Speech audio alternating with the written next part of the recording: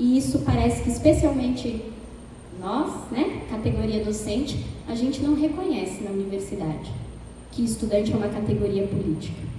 Então, na Universidade de Santa Catarina, apesar dos docentes terem saído da greve, ainda estamos em greve, porque tem 2 categorias que estão em greve lá.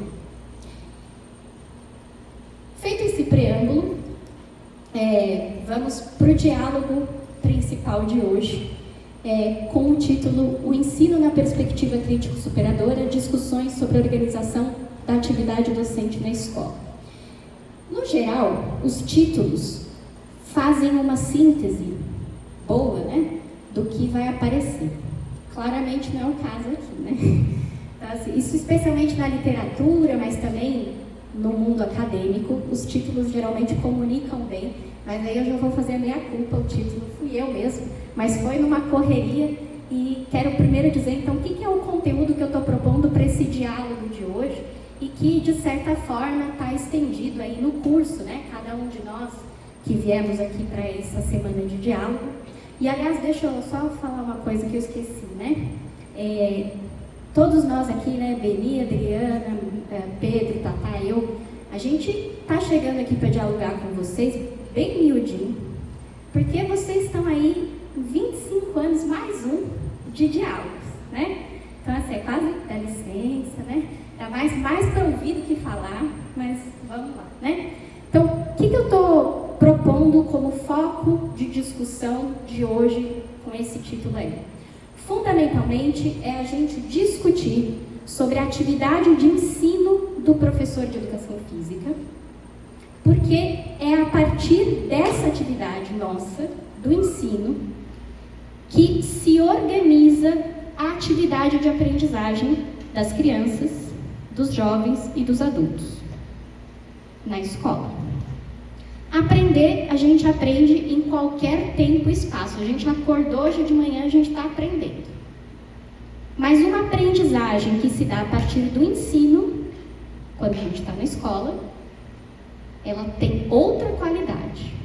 Então, é falar, fundamentalmente, da atividade de ensino do professor de educação física, e isso tem sempre, né? Mas nesse momento político que estamos vivendo, acho que tem um sabor muito mais acentuado. Quando a gente pensa nas políticas públicas que temos, quando a gente pensa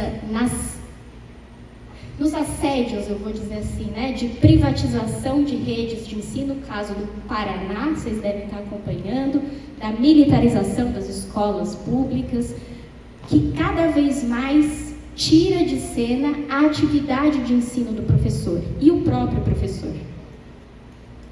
Qual é o discurso das políticas públicas educacionais hoje? É o direito à aprendizagem. É bonito, mas a gente pode garantir o direito à aprendizagem sem o direito à escolarização. A gente aprende fora da escola. A gente pode garantir o direito à aprendizagem sem o direito ao ensino.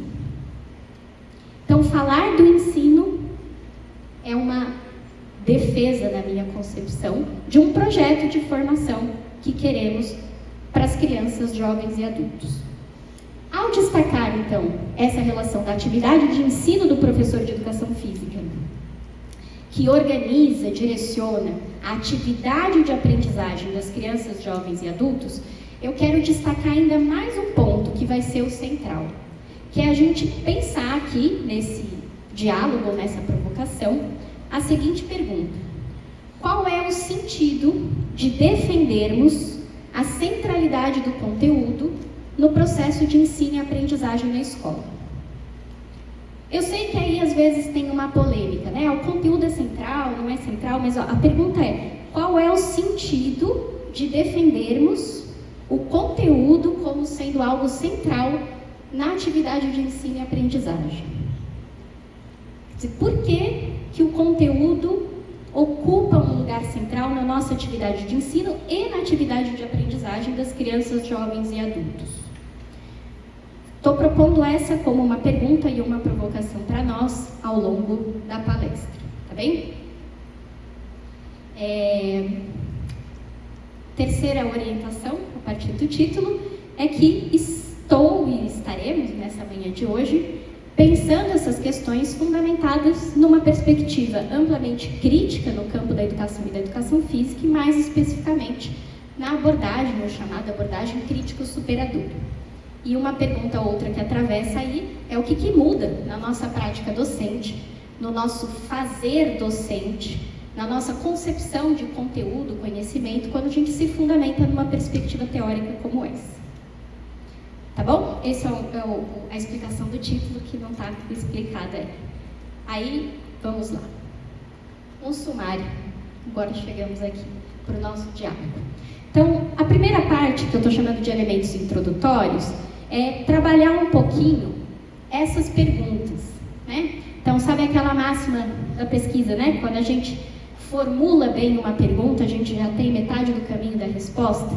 Então, vou fazer um pouco esse exercício e vou gastar um tempinho tentando desenvolver a problemática que eu estou propondo aqui para nós.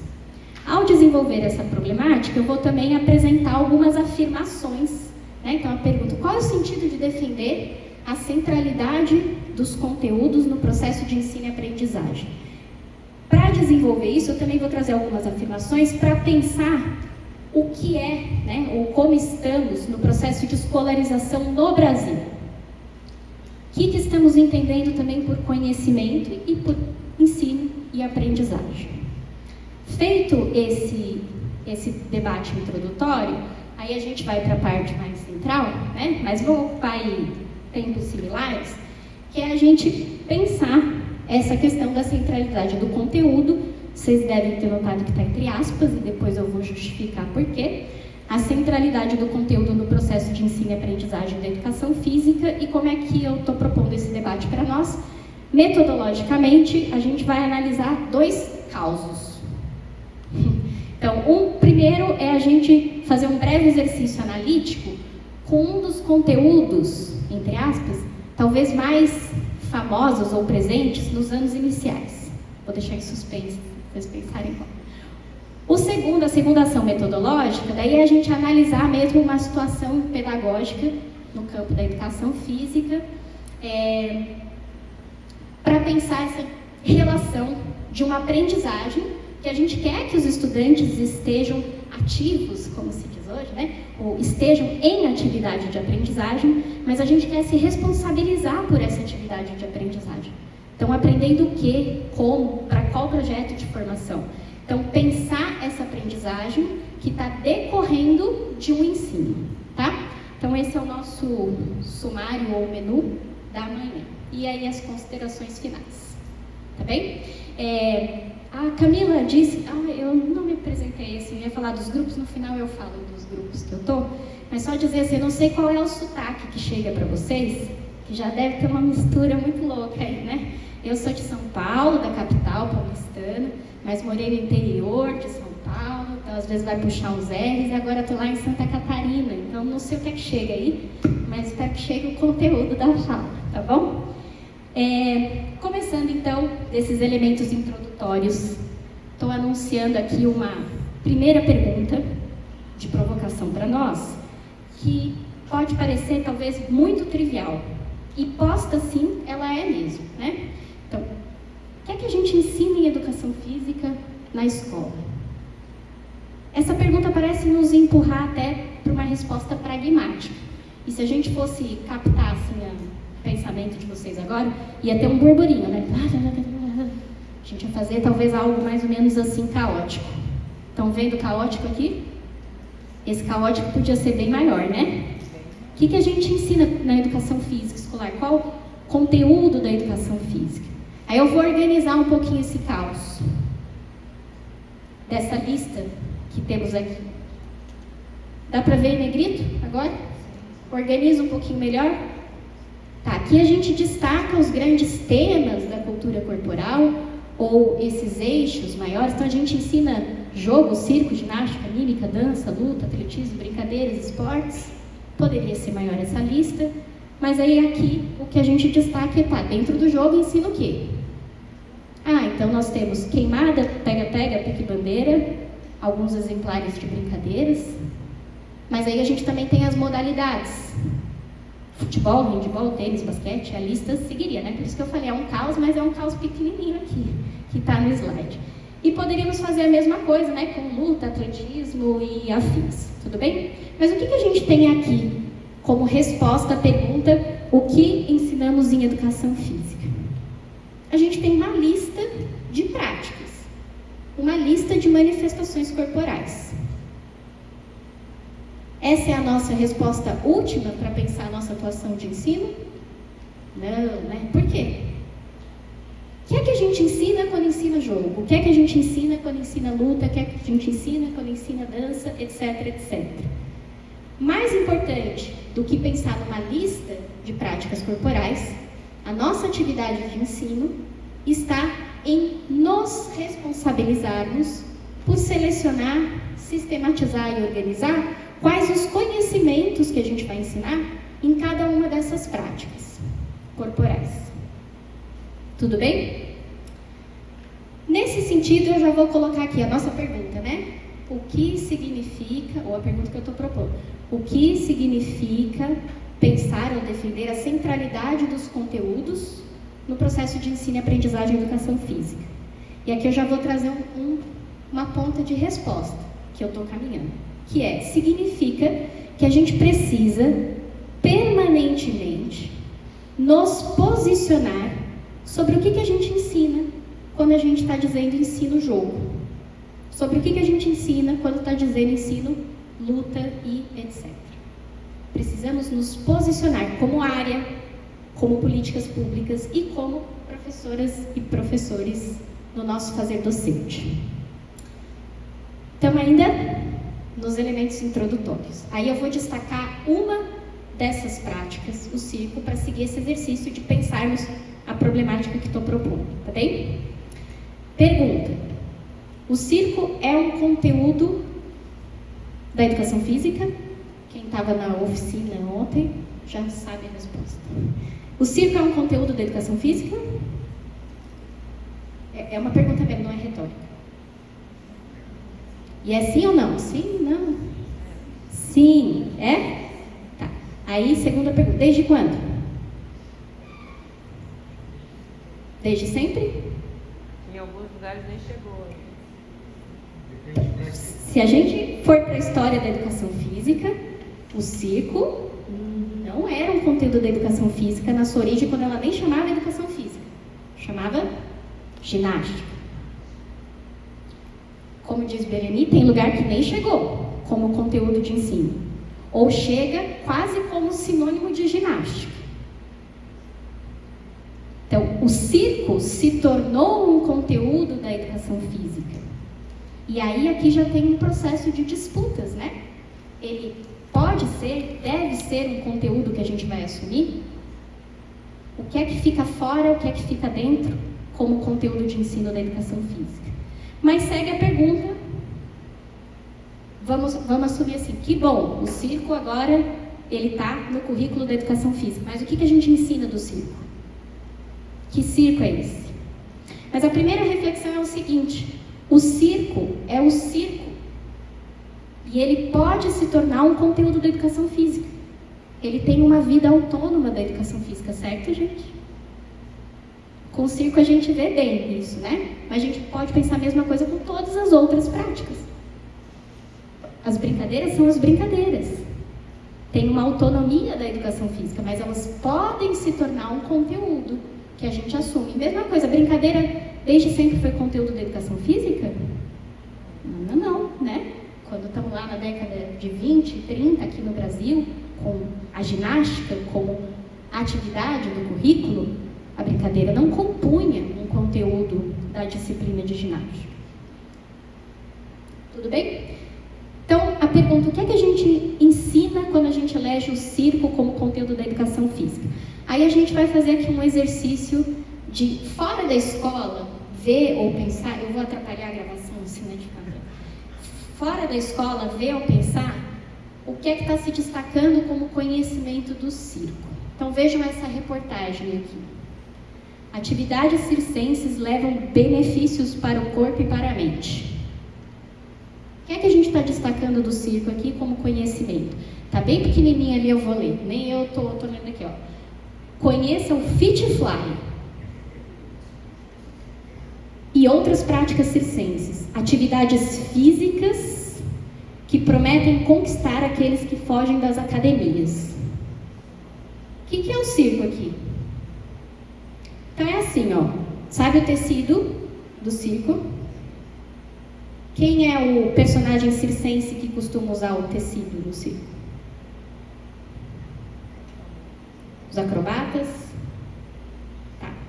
Então, ao invés de você subir na corda de bombeiro para fortalecer o braço e o core, é assim que chama agora, né? Ao invés de ser o abdômen, é o core. Então, ao invés de você subir na corda de bombeiro, você sobe no tecido. Porque é isso que está sendo destacado do circo. É uma atividade física para benefício do corpo e da mente. A aula de circo promove benefícios para a mente e corpo de forma divertida. Pronto, agora tudo bem, né? Que a gente bota a palavra divertido, bota a palavra lúdico e parece que está tudo resolvido. Então, é assim, é um polichinelo com música. Aí parece que está tudo bem, é lúdico, tá? Então, o que é o circo? Se esse for o circo, se esse for o conhecimento de circo que a gente está levando para a escola, é melhor não ter o circo. Deixa ver o circo na rua só. Porque aqui a gente está higienizando o circo e transformando ele em atividade física apenas. Tudo bem? Último conjuntinho aqui. Eu vou só dizer, aqui é uma academia de ginástica, de dança e circo, que ocupa o bairro do Morumbi, Campo Belo, Moema e Brooklyn, em São Paulo. Como é o nome mesmo do bairro mais chique aqui? Pontal? Península. Então, o Morumbi é a península, tá bem? Aí tem uma academia, daí vocês imaginem o preço dessa academia, que dá aula de circo. Que circo é esse? É o mesmo vocábulo, circo. Mas vê a importância de pensar o que do circo estamos ensinando e aprendendo. Aí eu volto para a nossa problemática, estou querendo quase doutrinar, né? Qual é o sentido de pensarmos a centralidade dos conteúdos no processo de ensino e aprendizagem na educação física? E um dos sentidos é esse, a gente precisa se posicionar permanentemente sobre o que de conhecimento estamos ensinando. Não basta dizer que vai ensinar o circo. E isso é uma responsabilidade nossa, como autores e criadores que somos, como professores e professoras. Pelo menos esse é o projeto que a gente defende, e não aplicadores de atividades ou de aulas prontas. E por fim, esse é o... Não é pior, é ruim igual, né? Deixa eu só dizer, é um pouco preconceito assim, então o pessoal da península não pode aprender circo? Pode, né? Mas assim, tá vendo que aqui não é o circo que eles estão estudando, né? É um fragmento, é um movimento de um personagem, mas não está estudando o circo de fato. E aqui eu conheci recentemente, tem esse site aí, Super Prof. E aí eles dão aula, e aí é aula supostamente de circo, mas aí é um de contorcionismo, outro de tecido. Particular, exato. Né? Ou personal, tipo personal, tá bem? Então, fechando aqui, como uma primeira síntese. Essa lista de manifestação, aquele caos, né, que eu brinquei no começo, eles não são nunca diretamente os nossos conteúdos de ensino. Especialmente quando a gente está na escola. São fundamentais, deu para entender, né? A gente vai trabalhar com essas coisas aqui. Só que a gente tem o tempo inteiro que se posicionar sobre quais conhecimentos que a gente está selecionando, sistematizando e organizando, e que efetivamente aparecerá como conteúdo da atividade de ensino do professor e o conteúdo da atividade de aprendizagem das crianças, jovens e adultos. Fechamos. Aqui eu vou pular isso daqui. A primeira parte da problemática, com talvez um passo assim, acho que estamos entendendo então por que a Carol estava dizendo que o conteúdo é central. Porque o conteúdo não é uma entidade, né? Ele é central e daí os sujeitos estão fora do processo. O conteúdo é aquilo que direciona a nossa atividade, seja de ensino, seja de aprendizagem. E só por isso que ele é central. A gente não atua no mundo sem conteúdo. E como atividade de ensino e de aprendizagem, ela precisa ser maximamente consciente. Aí nós vamos agora para algumas afirmações sobre o processo de escolarização no Brasil, conhecimento, ensino e aprendizagem. E eu vou começar com um dado que o Tatá trouxe também segunda-feira. Os números são importantes, né, para a gente pensar um bocado de coisa. E tem uma pequena divergência aqui, depois a gente vê, né, que o Tatá disse que são 9 em cada 10 estudantes. Nos dados do IBGE de 2024, mas também os de 2020, aparece como um pouquinho mais de 80%. Mas está ali, né? Já um bocado de crianças, jovens e adultos que estudam na escola pública. Então, da população brasileira, mais de 80% das crianças, jovens e adultos estudam na educação básica, né? E adultos por conta da EJA, estou trazendo aqui, estudam em escolas públicas. Por que o número é importante? Se quando a gente diz a educação básica está precarizada, eu disse que nem andar, estou andando. A educação básica está precarizada. Parece uma frase assim abstrata, né? Mas aí a gente está dizendo que para 80% das crianças e jovens, a escolarização está precarizada. Isso muda tudo, né? 80% das nossas crianças e jovens estão passando por um processo de escolarização precarizado. É um bocado. Mais um dado. No Brasil, hoje, os dados estão aí de 2020 do IBGE, mas não mudou muito desse último censo escolar. É o IBGE que é o censo escolar, tá? 99,7% das crianças ali do ensino fundamental, que corresponderia ao ensino fundamental de 6 a 14 anos, estão matriculadas. E isso configura quase uma universalização do acesso à escolarização nessa etapa. Mas quando a gente vai para o ensino médio, esse número já cai para 89,2%. Isso é um dado para nós também, né? O que isso significa?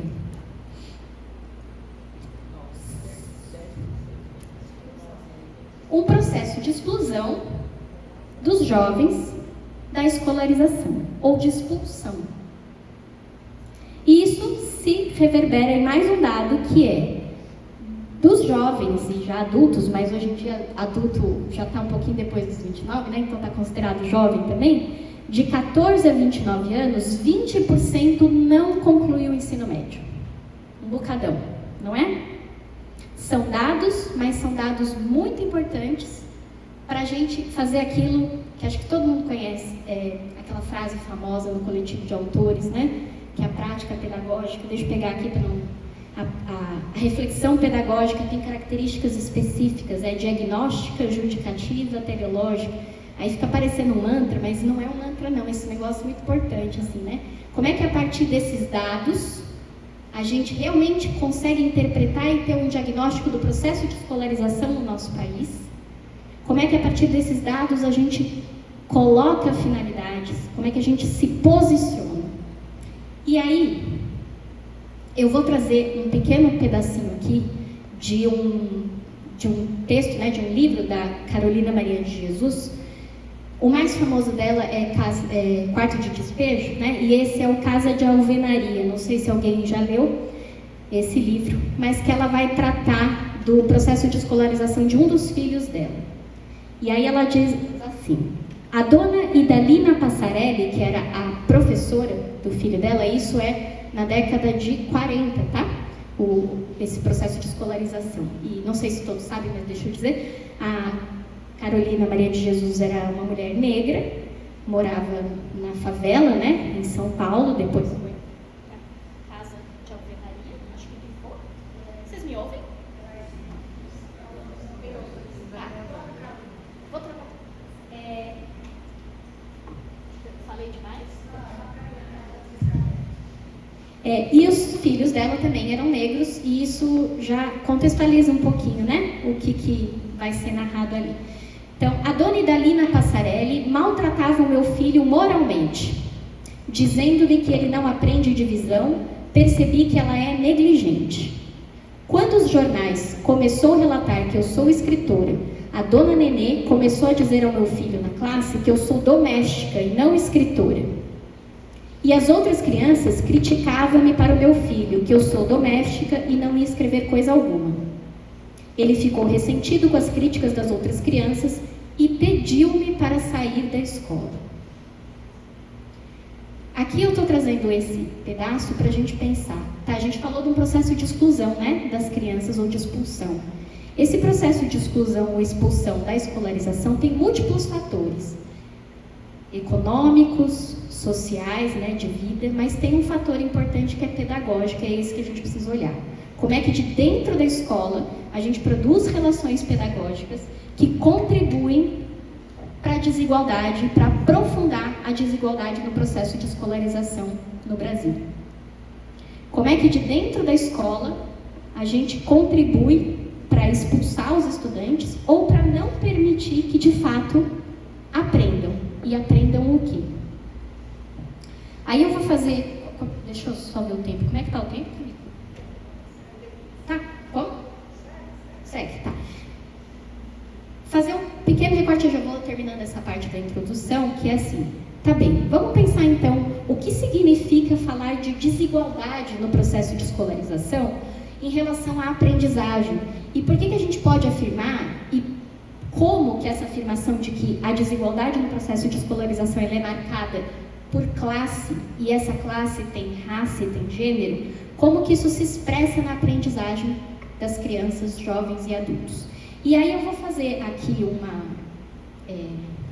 outros dados para nós, que é do campo da alfabetização, porque o Pedro disse ontem, né, que está num processo aí de pensar um instrumento nacional de avaliação do esporte. A gente não tem isso no campo da educação física. E, na verdade, é até bom falar baixinho, porque se tiver, talvez seja um negocinho, né, de conduta motora das crianças, e aí isso não vai nos interessar. Mas a gente não tem, então, marcadores nacionais para pensar o processo de aprendizagem no campo da educação física. Então, vamos tomar como base aqui a alfabetização, e aqui é esse instituto, né, o Indicador de Analfabetismo Funcional, INAF. Só contextualizar aqui, não é um dado universal que nem o IBGE, então é uma amostra, mas é uma amostra significativa, mas faz uma análise qualitativa do processo de aprendizagem, da consolidação da aprendizagem dessa ferramenta que é a leitura escrita, a alfabetização. E o que eu quero destacar aqui é o dado justamente desse recorte de classe, de gênero e de raça no processo de alfabetização. Não sei se está dando para ver aí de longe, principalmente, mas quando a gente pensa ali, a população, que é o último quadrinho ali da esquerda, população feminina negra, a porcentagem de analfabetismo funcional, 37%. População feminina branca, 22%. É um abismo, né? Mesma coisa, masculina. Masculina branca, 24%, masculina negra, 33%.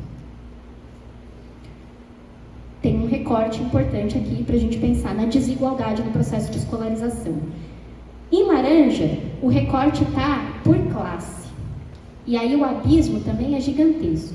Quando a gente pensa a população masculina com mais de 5 salários mínimos, 9% estão enquadrados como analfabetos funcionais. Mas quando esse salário, o recorte é até 1 salário mínimo, são 53%. Isso já diz muito, né, do que é a desigualdade. Mesma coisa, quando a gente vai para o quadro feminino, fica até pior. Para as mulheres é sempre pior, né? Então, as mulheres com mais de 5 salários mínimos, 6%, e com até um salário mínimo, 44% analfabetas funcionais. Isso que tem ainda uma categoria no meio ali, que é domina elementarmente a língua materna. Porque, na verdade, o nosso projeto de formação seria todos nós podermos dominar maximamente, estarmos consolidados alfabeticamente. Estamos longe disso.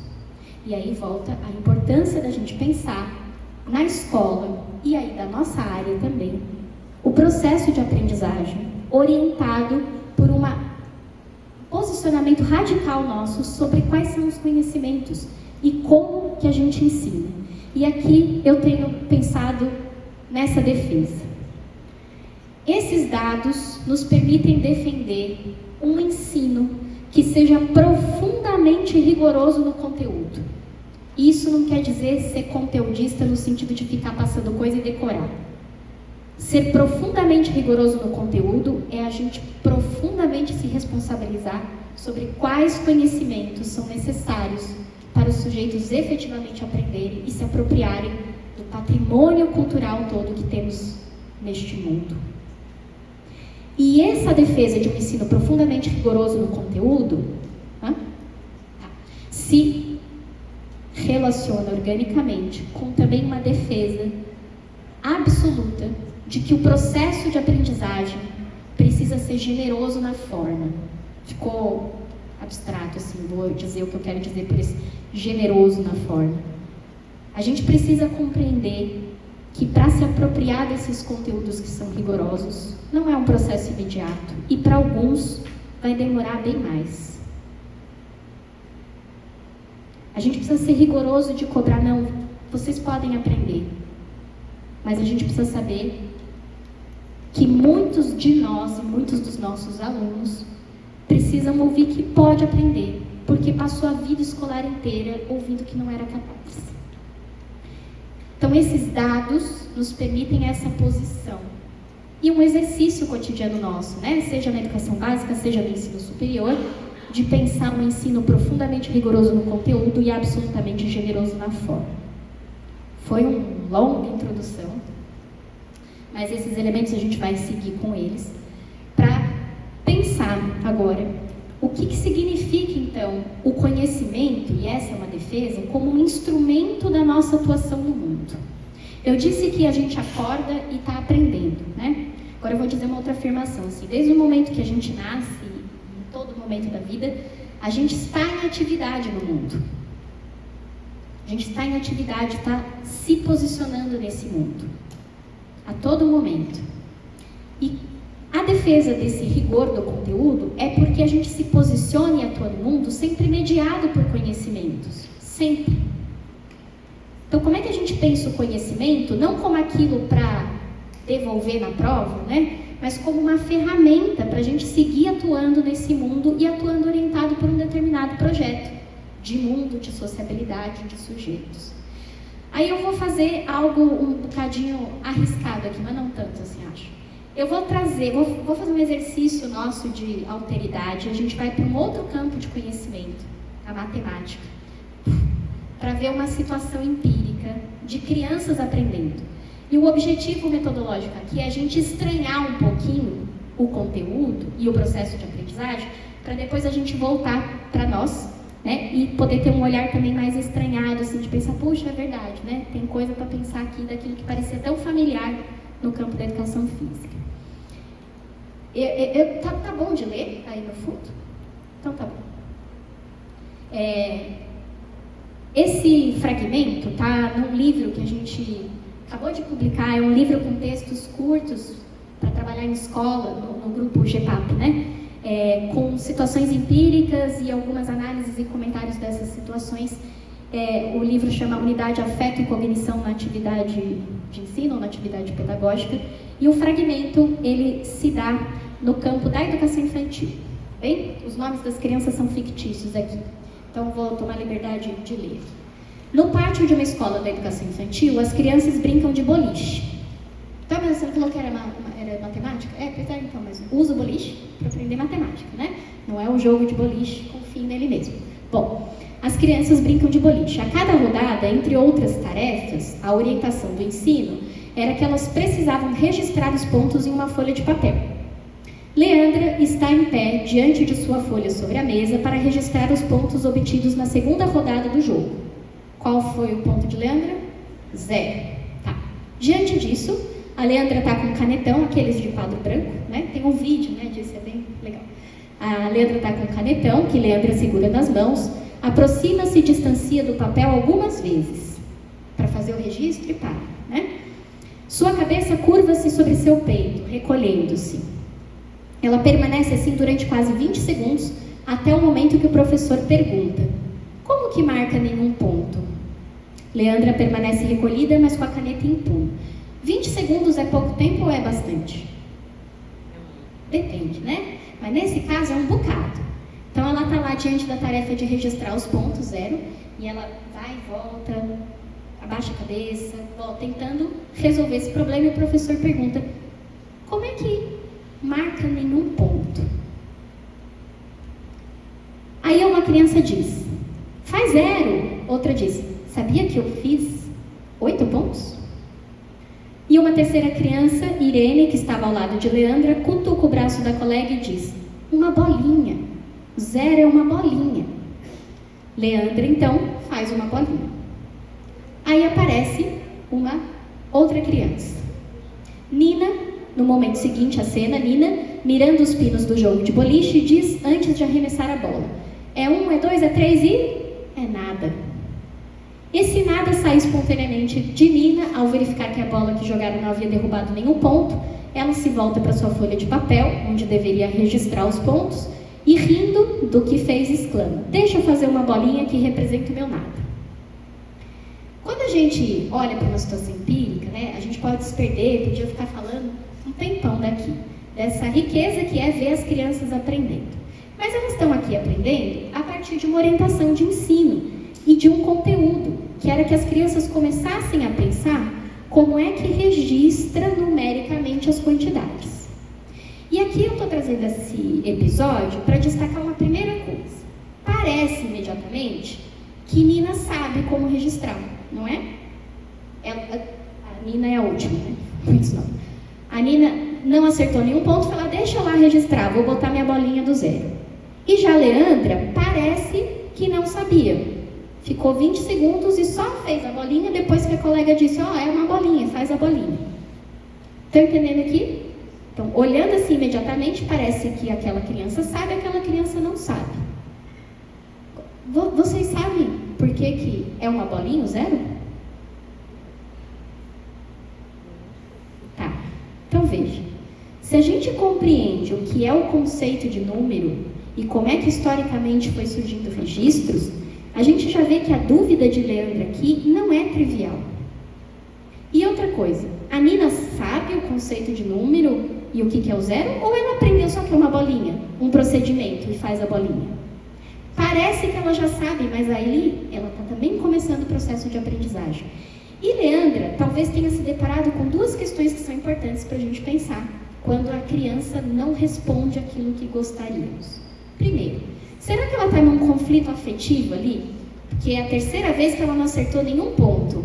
E aí ela vai ter que registrar que não fez nenhum ponto. E o coleguinha dela disse o quê? Sabia que eu fiz 8 pontos, né? Será que é isso que fez ela titubear para registrar? Ou será que a dúvida de Leandra é ainda mais substancial e quase epistemológica? Vê, todos, talvez, ou todos, é muita gente, né? Mas a maioria deve já ter visto crianças ali de 4, 5 anos registrando quantidades no papel a primeira vez. Como é que as crianças registram no geral? Antes de ser número. Um pauzinho e, às vezes, uma bolinha. Como é que a gente vai diferenciar? Será que foi uma dúvida de Leandra? Porque, assim, antes eu marcava uma bolinha para ser o 1. E agora eu vou fazer uma bolinha para ser o 0? Compreendem? Então, se o professor compreende que aqui, essa manifestação de aprendizagem é um pontinho de partida, de fato, para aprender o que é conceito de número, já não vai taxar que Leandra não sabe e Nina sabe. E vai entender que as duas estão no processo de aprender. E vai entender que o conhecimento, ele é que nem cozinhar em panela de barro, gente. Não é fast food. Não é imediato. Requer tempo para saborear, tanto do professor quanto das crianças. Essa viagem no campo matemático, vamos ver se agora vai, né? É para a gente voltar para a nossa área e pensar, como eu disse, um dos conteúdos que talvez sejam mais famosos, principalmente, presentes, principalmente nos anos iniciais. Qual que é esse aí? O pegador, pega-pega, pique-pega, vários nomes, né?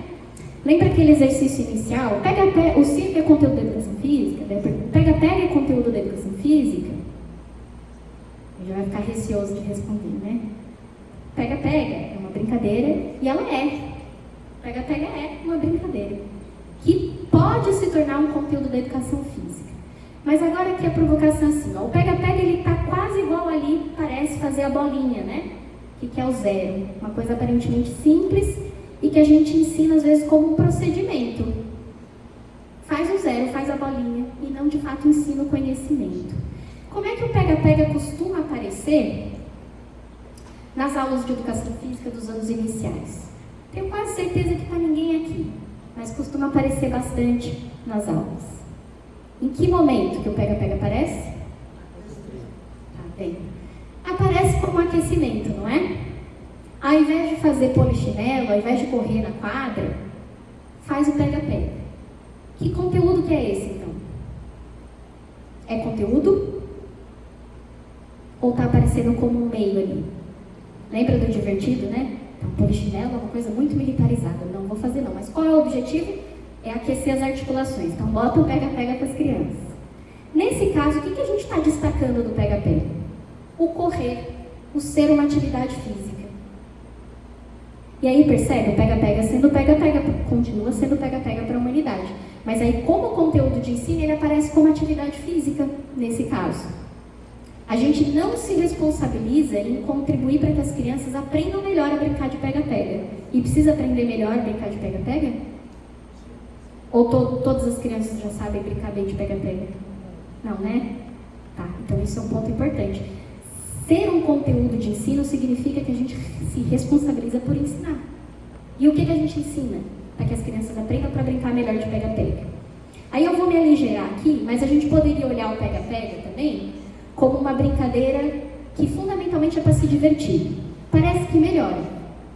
Mas aí também, né? O pega-pega parece que nem o happy hour.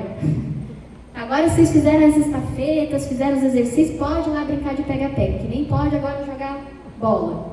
A gente não ensina o pega-pega, ele aparece como um momento de relaxamento.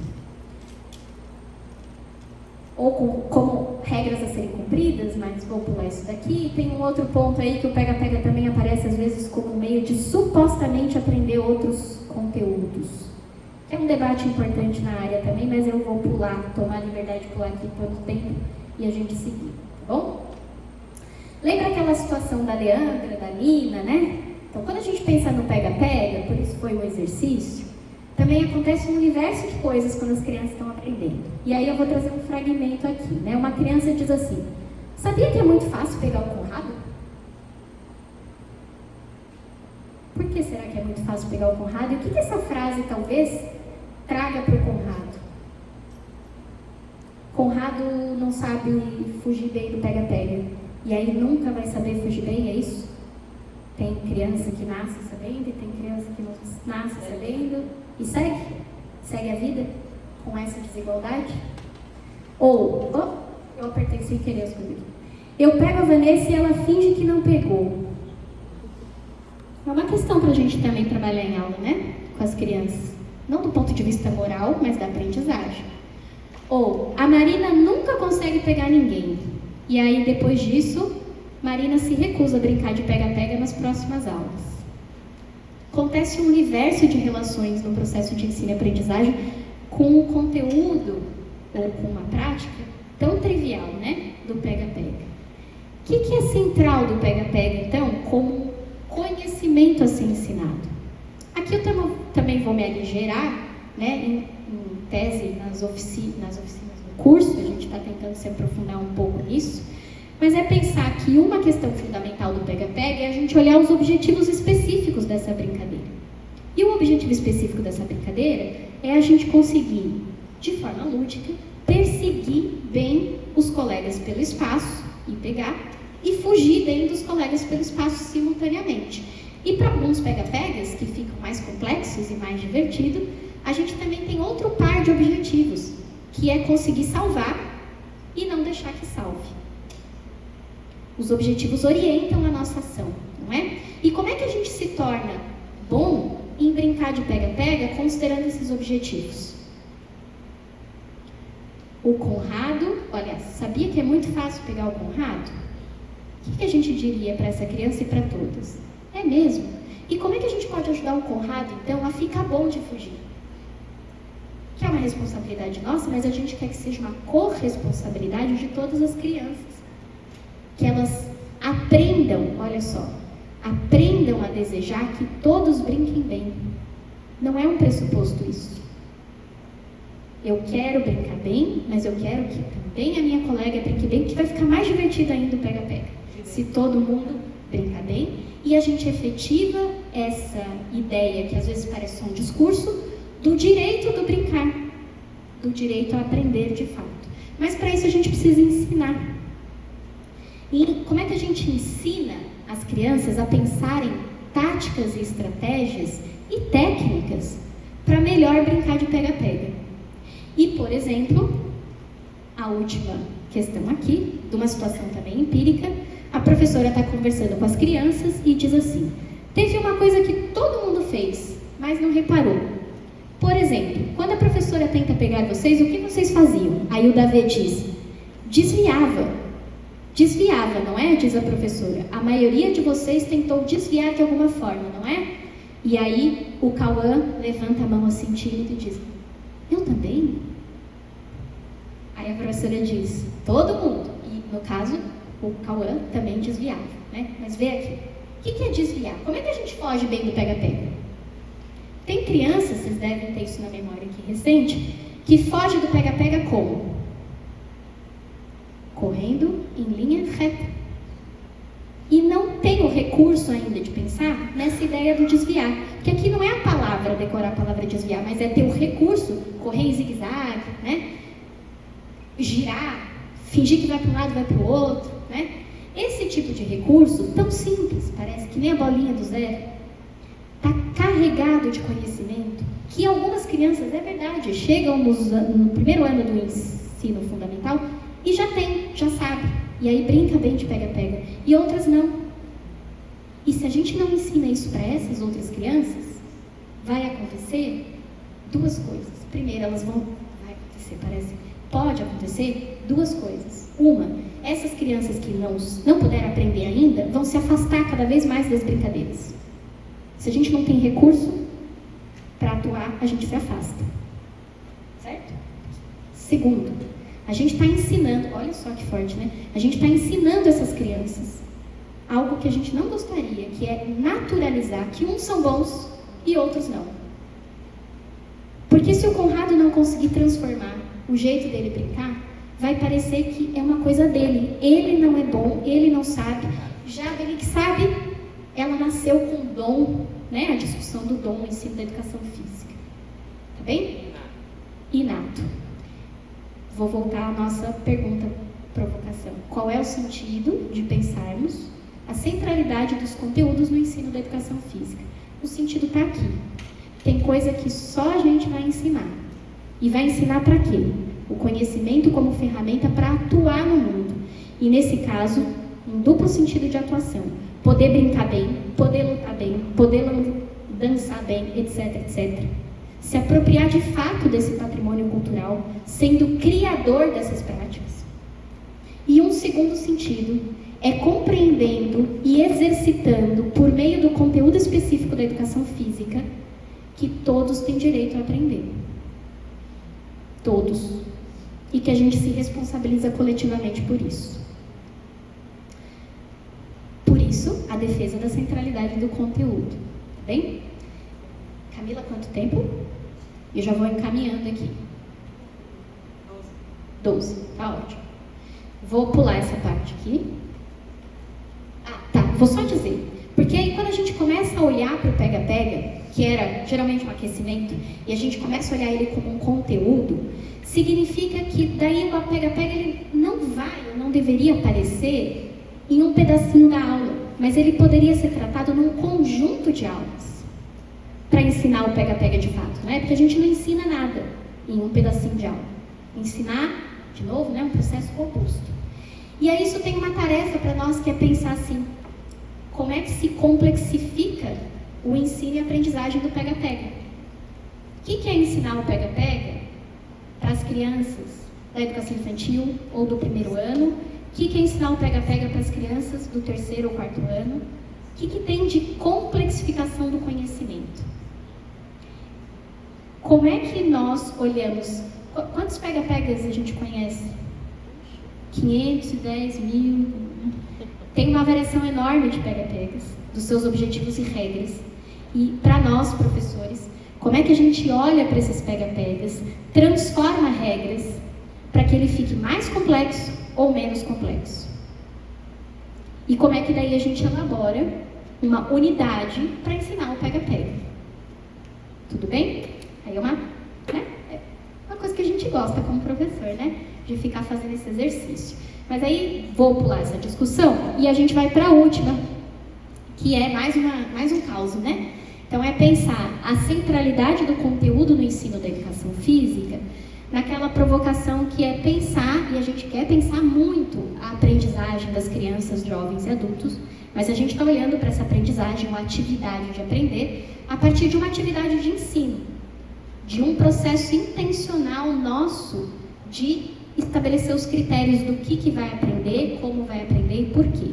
E aí eu vou usar o exemplo do circo. Lembra, a gente começou com ele, né? Do circo lá do Pontal? Pontal não, como é? Península. Da Península, né? Ou dos bairros chiques aí ou qualquer outra cidade.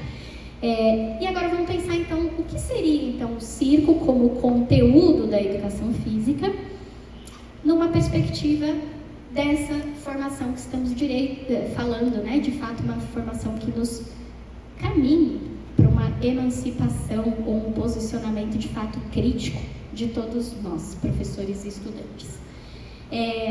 Esse pedacinho aqui vai ficar pequenininho, mas a parte que interessa mais vai ficar maior, tá? Foi uma situação de ensino da época do meu mestrado, com crianças deixa eu pensar agora, sexto ano, né? Era a quinta série, o sexto ano agora, da Escola de Aplicação da Universidade de São Paulo, tá? E foi um conjunto de 12 aulas estudando circo, e depois eu explico como e porquê. Essas 12 aulas duravam 3 horas, direto, né? Então, uma condição muito especial aí, que era para pesquisa, mas era também um processo de aprendizagem das crianças. Bom, nesse fragmento, eu vou destacar, né, a quinta aula desse percurso de 12 aulas. E nesse processo, vou dizer duas coisas. O objetivo fundamental aqui era que as crianças aprendessem o circo em várias dimensões, mas entendessem e atuassem que uma questão central do circo é criar cenas com os personagens. E cenas para provocar determinadas emoções no público. Não é aprender a técnica dos personagens como uma modalidade, simplesmente, mas é ser criador de cenas. Tudo bem? Deixa eu fazer um parênteses aqui, já que tem uns 12 minutos, acho que vai dar tempo. Tem alguém estudioso do circo aqui? Tá. Porque tem uma questão aqui que eu estava reestudando, né? Especificamente o circo esses tempos, e as comunidades circenses, né, da década de 30, 40, aqui no Brasil, 50, tinha uma questão muito interessante. A gente estava falando dos dados de escolarização, né? Década de 30, qual era a porcentagem de alfabetizados no Brasil? Mais ou menos, eu também não tenho o número certinho na cabeça, mas vocês têm uma ideia? Perdão? É baixo? Uns 23%, 20 e pouquinhos por cento, tá? Nos circos, nas famílias circenses, todos os artistas, eles passavam por um processo de alfabetização. Por quê? Porque eles queriam formar um artista que estudasse arte, um artista que soubesse ler partituras de música, porque os artistas eram polivalentes também, né? Um artista que não fosse só para fazer um belo espetáculo, mas que fosse também para a formação daquele sujeito. Isso também aconteceu no teatro negro, década de 40, 50, né? Então tem uma coisa para pensar aqui que era o circo mesmo, porque a gente falou, o circo é conteúdo da educação física, tem gente, ele falou assim, para alguns, né? Porque vai ter lugar que vai olhar para o circo e vai pensar ele como? Isso é coisa dos populares, isso é coisa de gente nômade, isso é coisa não digna de ser tratada na escola. Bem? Os artistas de rua, né? Então, esse parênteses fechado, né, para pensar, estudar o circo é estudar muitas coisas, inclusive essas. Mas um ponto central é que a gente quer que as crianças criem o circo e saibam também apreciar os espetáculos circenses. E nesse sentido, saber criar cenas e apreciar cenas de circo é um elemento importante para a nossa atuação de ensino. E aqui, o que a gente vai ver é a situação de dois grupos de crianças. Então, só para contextualizar, a gente estudou alguns personagens circenses e um pouco a história do circo, e aí na quarta aula, aqui é a quinta, na quarta aula, cada criança escolheu um personagem nos seus grupos e foi criar uma cena com esses personagens, mas a gente também ensinou, trabalhou o que era criar uma cena, como é que criava, e todas elas criaram uma cena.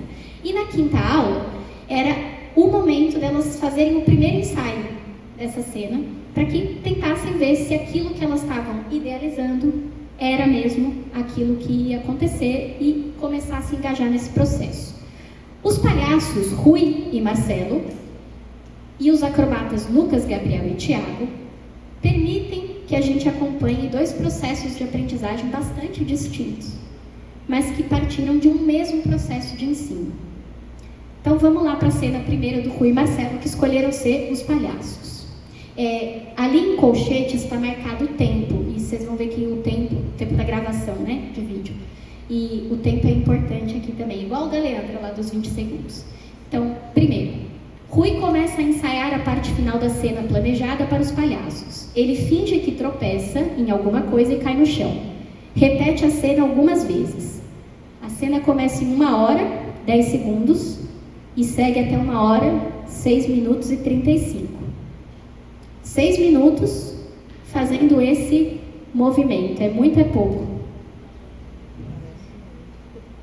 É uma eternidade, né?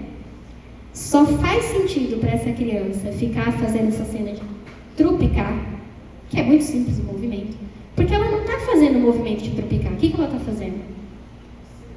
Está ensaiando uma cena em que essa ação é uma parte. 6 minutos é um bocado, né? Um bocadão.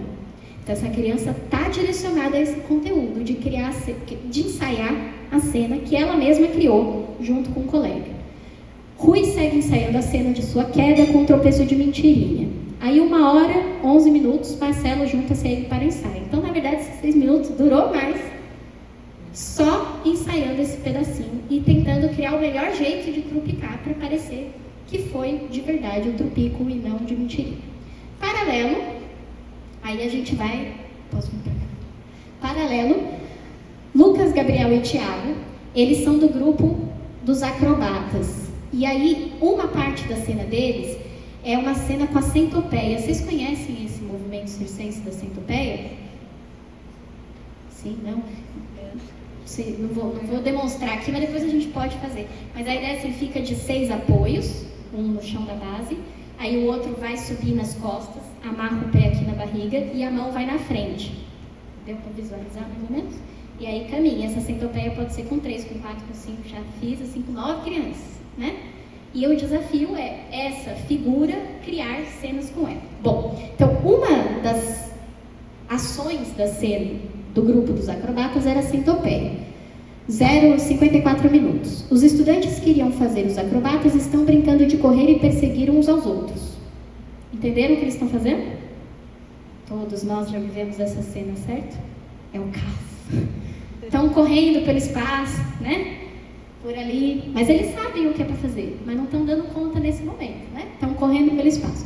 De vez em quando, realizam o movimento corporal da centopeia, que seria uma parte prevista da cena dos acrobatas. Então, estão correndo pelo espaço, aí de vez em quando... Gabriel, Thiago, um ensaio. Aí eles vão lá, montam a centopeia, fica 10 segundos, volta a correr, percebe, né? Aí segue. Os palhaços. 1 hora e 11 minutos, 54 segundos, uma das professoras intervém no ensaio dos estudantes, sugerindo algumas ideias para que o momento da queda parecesse ainda mais real. A professora diz: vocês têm que ficar olhando para cima, por exemplo, começa a dar sugestões e conversar com as crianças. Marcelo, então, começa a incorporar em sua cena uma mímica. na qual finge que está jogando um diabolô. Conhecem o diabolô como um instrumento de malabarismo, né? Então ele finge, ele não tem o diabolô. Ele está fingindo que tem o diabolô, ele finge que está jogando para o alto, que vai pegá-lo, fica olhando para cima, tropeça e cai. Então ele já começou a modificar aquela cena que eles tinham previsto no ensaio, mas continua a mesma temática. E ele segue, né? Pensa assim, mesmo grupo de crianças ali, vai ficar engajado com uma situação imaginária de que tem um diabolô, na apresentação ia ter o diabolô mesmo, mas ele está engajado com a cena, ele quer fazer a cena e quer fazer o público rir. Enquanto isso, Lucas, Gabriel e Tiago, a professora também chega para conversar com eles, né? Para tentar organizar os estudantes, aplicar o que eles iriam realizar com o movimento da centopeia. Os estudantes se envolvem com a discussão, porque eles criaram a cena, eles estão no movimento de aprendizagem, tá? Pensam ideias com a professora sai e pede para que eles sigam ensaiando. E aí, quando a professora sai e eles vão ensaiar, o que acontece? Não é porque eles são danados, né? Mas porque ainda não deram conta de fato, ter o conteúdo ou o objeto criação de cena como seu motivo. E eles seguem na dinâmica, né, de fazer o movimento da centopeia, mas depois começa a correr e não tem nada que a gente identifique que eles estão ensaiando uma cena. Por fim, 1h14, Rui e Marcelo começam a ensaiar uma parte da cena articulada com a intenção geral de realizar uma cena engraçada com os palhaços. E a cena é, um dos meninos tropeça, cai no chão, e aí levanta as duas pernas. Aí o outro menino abaixa as duas pernas, e quando ele abaixa as duas pernas, o outro levanta os dois braços. Entenderam? Certo? E fica assim, né? Isso. Tipo a gangorra, né? Então são os dois palhaços e criam essa parte da cena. Essa parte da cena não estava prevista e escrita, apareceu no momento do ensaio. Por isso a importância do ensaio, né? Que de fato vai elaborando o que quer. Rui e Marcelo seguem seus ensaios da cena, incorporando a sequência do movimento proposto, já vou terminando, anteriormente, e esse ensaio dura cerca de 5 minutos. De novo, 5 minutos, fazendo só esse movimento. Levanta a perna, baixa o braço. Muito tempo, né? Aí o que acontece? Em algum momento, 1h16, começou 1h14, 5 minutos, foi até 1h19, né? 1h16 da gravação, o grupo dos acrobatas observam a cena dos palhaços e começam a brincar com esse mesmo movimento. Viu? Que legal que eles estão fazendo, né? Vamos fazer também. Não estava nada previsto disso para eles. Mas o que é mais interessante de destacar é que eles fazem essa sequência de movimento, de baixar e descer, e eles brincam com isso por cerca de 20 segundos. Depois continuam a brincar de perseguir uns pelos outros pelo espaço. Por que o grupo dos acrobatas ficou 20 segundos brincando desse levantar e baixar as pernas? Por quê? Porque não engaja, né, gente? Não engaja brincar de levantar e baixar a perna por muito tempo, a não ser que isso seja um meio de criação da cena. Aí sim, porque daí eu não estou brincando de baixar e levantar a perna, eu estou fazendo a cena dos palhaços, e isso é um meio. Tudo bem? O processo de ensino para os 2 grupos de crianças, tinham 5 grupos, tá? Que é um recorde, tinham outros personagens. Era o mesmo. A intenção do professor era que as crianças aprendessem a criar cenas com o circo. E ver que o grupo dos acrobatas, eles se engajaram, eles criaram a cena, eles conversavam com a professora, eles estavam no processo de aprender. Mas o tempo de aprender é diferente para cada um, não é? Lembra aquela ideia que eu disse que estava fazendo a defesa de sermos profundamente rigorosos no conteúdo? Então a gente sabe o que a gente quer ensinar, mas também profundamente generosos na forma. A gente sabe que não é igual para todo mundo. E no caso, para ter um final feliz, assim, né? Não, também é feliz aqui. Mas na 12ª aula, que foi a apresentação para outras crianças e para os pais, o grupo dos acrobatas entendeu daí o que era criar uma cena. Na última aula, e sabe em que momento? Quando receberam os aplausos. E aí eu vi os olhinhos dele brilhando assim, e eles tá? Criei uma cena para o público. A gente não sabe para onde vai a aprendizagem dos nossos estudantes, mas a gente sabe o que a gente quer, ou deveríamos saber o que a gente quer, no sentido, o que a gente quer ensinar e por quê. Por que ensinar isso contribui para um projeto de formação que estamos lutando? E aí vou terminar, Camila, que é, para as crianças, né, dessa cena, tudo bem elas terem como foco o brincar, por assim dizer, ainda que o brincar por brincar seja muito importante. Mas para o professor não é tudo bem a gente ensinar o circo como qualquer coisa, como uma atividade física ou como vamos só fazer movimentos do circo. Que nem o pega-pega é o aquecimento. Então agora vamos fazer a centopeia para fortalecer os braços ou para aprender só uma habilidade. Por que não é tudo bem? Porque se nós, professores de educação física e professores, não ensinarmos o circo naquilo que tem de específico e não ensinarmos o circo também no seu sistema de relações, que é a história do circo, no sentido da atividade humana, o que isso significa, que valores que tem. Última coisa aqui. A gente ri do quê? Os palhaços é para criar o riso, né? Mas a gente ri do quê? Isso é uma reflexão importante, não é? O que a gente ri, o que a gente não ri? Isso está dado uma ética, uma política. Então, para o professor ensinar o circo, a gente parte de uma posição sobre quais conhecimentos a gente vai ensinar. E aí eu volto para fechar e fechar mesmo. Então, para essa afirmação a partir da pergunta lá provocadora, qual o sentido da gente defender a centralidade do conteúdo no processo de ensino e aprendizagem?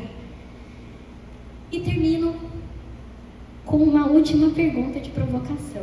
Eu não mencionei aqui na fala diretamente, salvo a citação, né, de que a reflexão pedagógica do coletivo de autores propõe que seja diagnóstica, judicativa, né?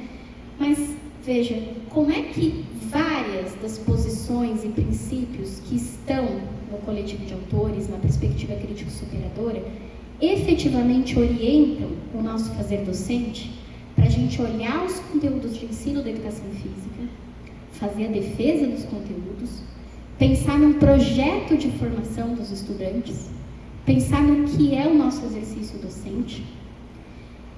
Isso poderia ser uma outra palestra, né? Mas na verdade eu entendo que isso é um exercício também de vida nosso. Estejamos na educação básica ou no ensino superior, de ter com essa perspectiva teórica, de fato, ferramentas, fundamentos e ferramentas para a nossa atuação, e não um slogan, né? Para dizer estou filiado à perspectiva crítico-superadora. Bem? Então acho que eu passei um bocadinho. Vou só dizer, o GPF deve ter uns 20 mil grupos, né, com esse nome. Então, eu também participo lá em Santa Catarina, mas não em Florianópolis, de um grupo chamado GPF. Então, porque assim, eu estou nesse miolo, né, da educação e da educação física, e estou nos dois, assim. Então, tem o meu grupo de origem, o GPAP, em São Paulo, e tem um grupo específico lá de Santa Catarina, que chama GPF também, estudando o ensino da educação física. Tá bom? Então, muito obrigada, assim, espero que o diálogo tenha sido um diálogo e, na verdade, a gente vai fazer agora, né? Tem tempo da conversa e é isso. Obrigada.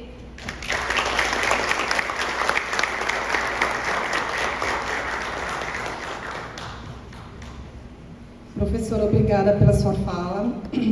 A professora Carolina, para quem está chegando agora, ela fez um debate, né, com um preâmbulo sobre o contexto universitário, a questão da greve, encaminha para contextualizar a atividade de ensino, a centralidade do conteúdo e forma, e agora a gente pode abrir para o debate, fazendo as inscrições dos trabalhos aí.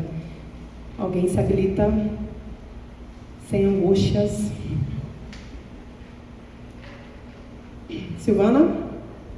A gente pode pensar em um bloco de 3 perguntas, depois mais 3, para depender do tempo.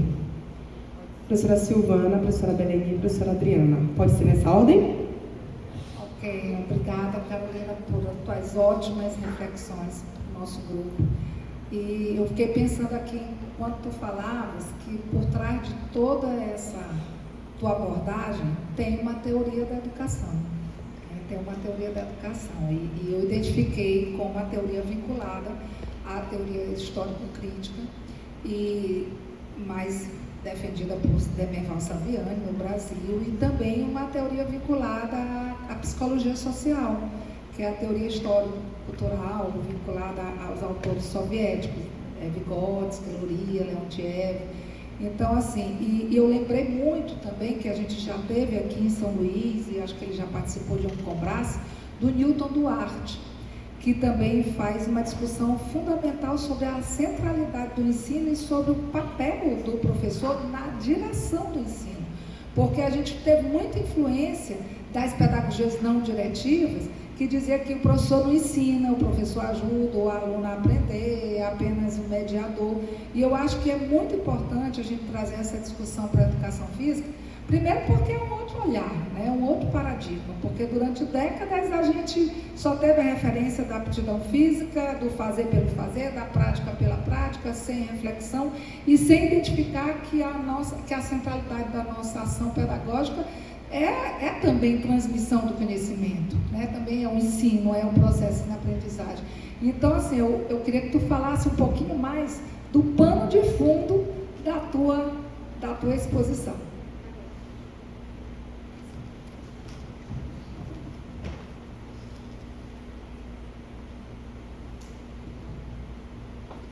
Bom, prazer em conhecê-la, Carolina. Foi muito bom te ouvir, te conhecer como uma pesquisadora do ensino, né? Compartilho muito dos seus referenciais, então, como a Silvana trouxe, é o berço que nos acolheu na escola, né?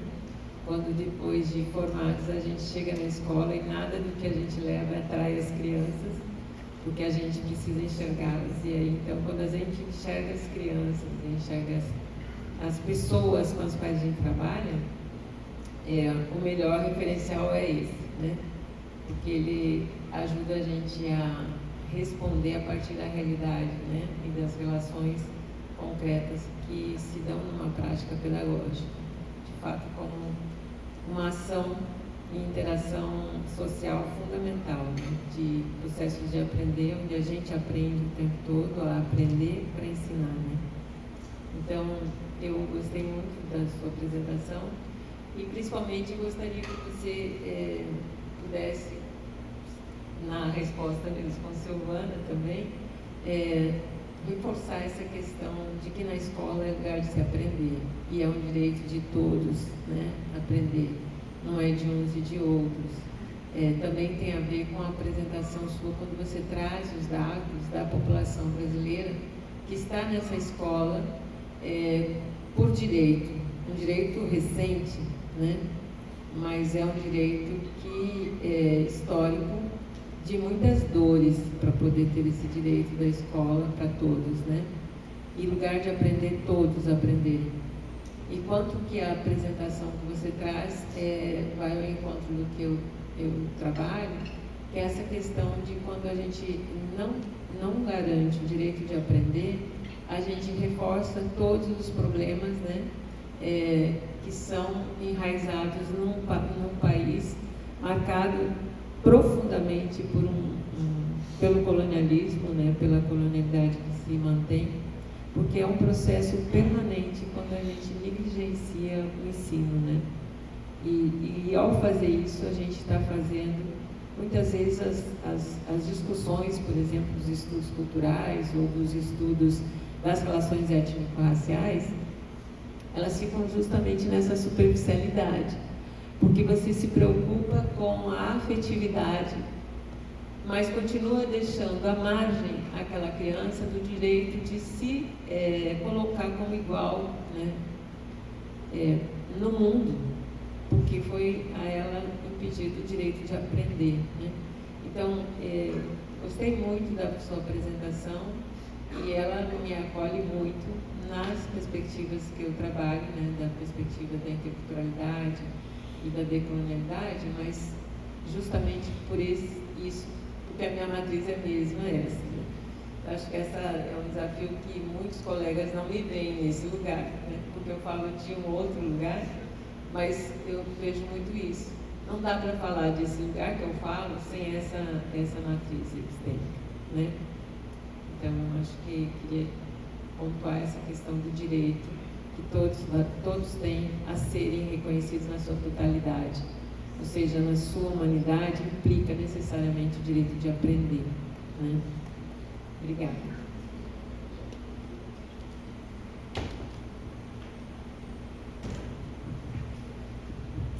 Vou ficar de pé aqui porque ainda tenho a dificuldade da máscara, né?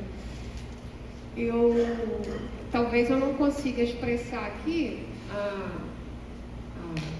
como fui contemplada e como estou feliz por ter ouvido a nossa companheira querida, muito contemplada mesmo. E dizer que compartilho de toda a exposição que ela fez, belíssima, como que eu aprendi, né? Muito. Mas queria que você ajudasse a gente a pensar o seguinte, né? Falar em conteúdos na escola hoje, mas não só na escola básica, nos nossos cursos também de formação, na licenciatura em Educação Física, até entre os nossos pares, né, que chamam, né? Entre os nossos pares, falar em conteúdo, falar em planejamento de ensino, se tornou algo meio que pecaminoso, né? A gente é acusado de ser um professor... Primeiro, a gente é acusado de ser um professor tradicional. Ah, você trabalha com pedagogia tradicional, você quer ensinar conteúdos, né? Transmitir conteúdos, né? Então, assim, primeiro, essa questão se tornou um preconceito, porque ou você é escola novista ou você é da escola tradicional, né? Não há aí uma análise dialética.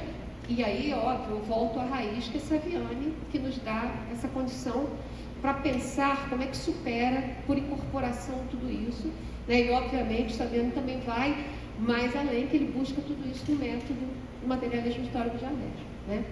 Então, assim,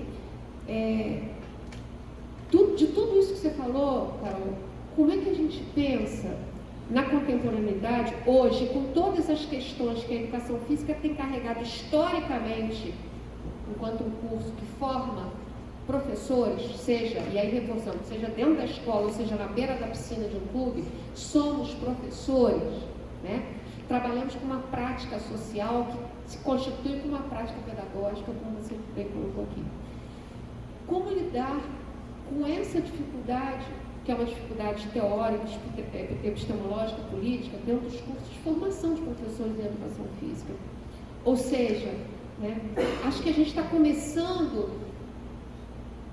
eu diria que sim, começando a fazer essa discussão dentro da academia, nos cursos de formação, mas precisamos avançar ainda, tendo em vista que as chamadas pedagogias do aprender a aprender, né, como Saviani e Milton Duarte falam, como um desdobramento do próprio escola-novismo e daí, né, sua difusão para as várias pedagogias do aprender a aprender e a pós-modernidade ainda por cima. Bom, qual desafio a gente tem hoje nos cursos de formação de professores em educação física, mediante a força do escola-novismo, do construtivismo e da pós-modernidade? Eu sei que daria outra palestra para você, mas só para a gente começar a pensar um pouco. Obrigada.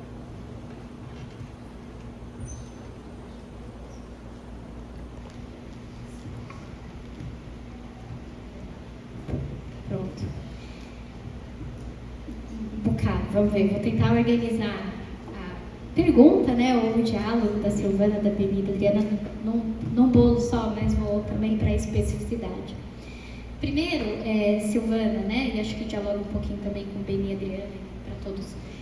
Eu fiz uma opção metodológica, né, de não anunciar e não ficar trabalhando com afirmações, assim, né, textualmente, né, então, mas aí eu vou ampliar. Sim, tenho como base de fundamento no campo da educação isso que ficou conhecido como a pedagogia histórico-crítica, e aqui eu estou dizendo dessa forma porque eu quero enfatizar o seguinte: a pedagogia histórico-crítica é um projeto de uma pedagogia no Brasil e fundamentalmente um projeto de uma educação socialista. Então, a gente às vezes acaba esquematizando, né? Então, a pedagogia histórico-crítica são os passos do Saviani e fica parecendo um conjunto de procedimentos, mas ali a gente tem um processo de gestar uma pedagogia que nos caminhe para um projeto, né? Que não está aqui ainda, mas um projeto de uma sociedade socialista. Me fundamento também, e aqui vou compartilhar um caso. Nossa formação na educação física, eu imagino que todos aqui são, né? Não deve ter muita gente de fora da educação física. Quase seguramente, quase todos nós, né? Nossa formação na educação física foi atravessada por uma perspectiva biologicista muito forte, né? Por uma perspectiva da atividade física, da aptidão física. Então, a Camila anunciou que eu vim da USP de São Paulo. Quem é o principal professor lá? O Gotani. Conhece, né? Deve ter estudado. Então, foi essa a minha raiz de formação de dentro da graduação. E aí, teve um dia na graduação, a gente tinha um grupo de professores que ficou marcado como os rebeldes, professores de estudantes, né? Que ficou marcado como os rebeldes, assim, do nosso ano, que estava envolvido com o centro acadêmico, que estava tentando uma formação mais crítica, que estava querendo ir para a escola. E aí um dia um dos colegas, tipo assim, a gente estudava o Galahu só, né?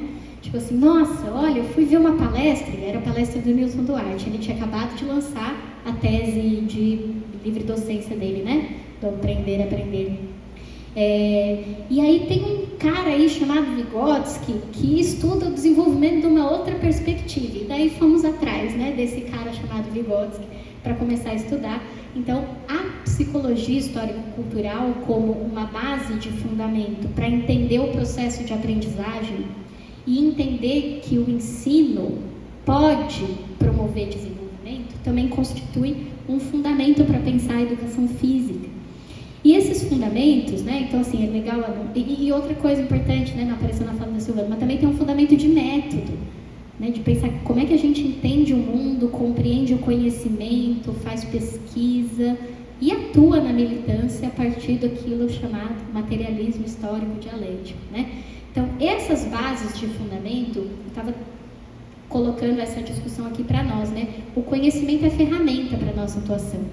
Então, assumir a pedagogia histórico-crítica, assumir a psicologia histórico-cultural, assumir o método do materialismo histórico-dialético, só nos serve se forem ferramentas para a nossa atuação no ensino, na pesquisa e na militância. Não é para ficar papagaiando frases. A gente precisa estudar as frases, precisa estudar os textos todos, mas ter com eles ferramentas para a nossa atuação. E aí, nessa discussão, eu queria talvez trazer um ponto aqui para seguir o diálogo, que é uma das ideias talvez mais nucleares da pedagogia histórico-crítica, que é a defesa do ensino de conteúdo e de conteúdos clássicos. E o que é esse conteúdo clássico? Esse é um debate que a gente precisa assumir de forma cada vez mais direta, eu entendo, todos nós que estamos fundamentados nessa perspectiva pedagógica, porque a gente tem visto uma naturalização dessa ideia do clássico. Parece que o clássico é uma coisa pronta. Vamos pensar na educação física. O que a gente chama de conteúdo clássico da educação física? O jogo, a luta, a ginástica, a dança. Isso é muito pouco para dizer o que é clássico, porque o clássico, ele é um conjunto de relações, conhecimentos sistemáticos. E aí a gente acaba caindo num problema que é associar o clássico ao erudito, ao conhecimento hegemônico. E o popular é outra coisa, não é clássico. E isso é um problemão para nós, para o projeto de formação que a gente quer defender. Então aqui está uma seara importante de pensarmos também, tá? O próprio Saviani tem um texto que acho que é os 40 anos da pedagogia histórico-crítica, que ele vai falar da educação do campo, e que ele tem um pedacinho assim, em que ele vai dizer, olha, o popular é aquele conhecimento que interessa ao povo, que interessa à classe. Porque o popular não é porque veio do povo e qualquer coisa, o conhecimento popular é aquele que interessa ao povo. Nesse sentido, tem coisa que os dominantes produziram que também nos interessa. Então, esse é um caminho importante, acho, de reflexão. Não sei se consegui, Silvana, dialogar mais diretamente com o que você trouxe. E talvez, Beni, né, com essa última fala da questão do popular e do erudito, a gente pensar nesse direito de todos aprenderem, mas considerando, de fato, a diversidade de conhecimentos. Aí eu vou falar um palavreado aqui do método. Para a gente pensar e sistematizar os conhecimentos da educação física, os conteúdos clássicos, a gente precisa entender essa relação entre o geral, o particular e o singular. É um palavreado, eu sei, né, do método, assim. Mas ele é relevante para seguir pensando, para que a gente... Aí eu vou dar um exemplo, assim. A gente fala, é importante ensinar, aprender brincadeiras indígenas. É importante? É importante. Mas aí, o que é que a gente vai ensinar das brincadeiras indígenas? E como que muitas vezes isso aparece hoje, vamos fazer, né, como eu brinquei ontem, hoje a gente vai fazer a brincadeira da colheita da mandioca. Aonde que está ali uma brincadeira indígena para criança? A gente vai ensinar essa brincadeira como a gente ensina amarelinha, como ensina... Onde que está a relação indígena ali, né? Então, como é que a gente pensa as brincadeiras indígenas como um exemplar singular do campo das brincadeiras, mas como é que a gente ensina o que é brincadeira também, em termos geral, para as crianças? E cada vez mais eu entendo, não é que é cada vez mais, mas particularmente nesse momento que estamos, que defender o direito de todos aprenderem é indissociável da gente defender o direito da gente ensinar. Eu vou ser talvez um bocadinho pessimista, assim, mas eu tenho pensado que a gente vai continuar no dia a dia bem otimista na ação. Mas daqui a uns 10 anos, se a gente seguir do jeito que está, quase que não vai ter mais ensino, a começar das universidades. O que eu quero dizer com isso? Que talvez os próprios estudantes cheguem na universidade, não, professora, não precisa dar aula não, bota lá a tarefa que a gente vai atrás e faz. A possibilidade da gente aprender e querer dialogar, sabe? Os olhos brilhar assim de querer conhecer. Eu estou dizendo que eu estou sendo pessimista porque essa é a toada que estamos. Mas eu continuo otimista na ação porque a gente vai continuar insistindo em ensinar, né? Em qualquer espaço que a gente está. E esse ensinar como contribuir para que todos queiram aprender. Porque esse aprender, né? Todo mundo pode aprender. Mas é assim, desejar aprender. Não, eu quero aprender melhor o pega-pega e brincar melhor de pega-pega. Para quem está atuando com os anos iniciais, a gente tem visto, eu tenho visto, vou ver se vocês compartilham, muitas crianças que não querem brincar. O recreio, como é que tem sido os recreios das escolas de anos iniciais? Um bocado de criança que fica sentada, conversando. Às vezes é porque não tem espaço, mas às vezes é porque não aprendeu a ter o desejo de brincar, e de brincar corporalmente, né, eu quero dizer. Brincar corporalmente de várias coisas. Então, o direito a aprender é indissociável para nós, né, para que ele se realize com o nosso direito de ensinar, e esse aprender passa, sim, por formar o desejo de aprender, e aprender conteúdos específicos. E aí, de uma forma mais direta com o que a Adriana trouxe para nós, né,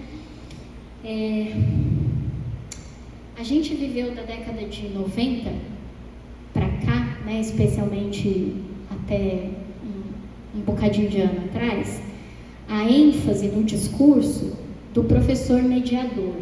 Não, o professor não é aquele que ensina, ele faz mediações, né? Era um discurso quase epistemológico, assim.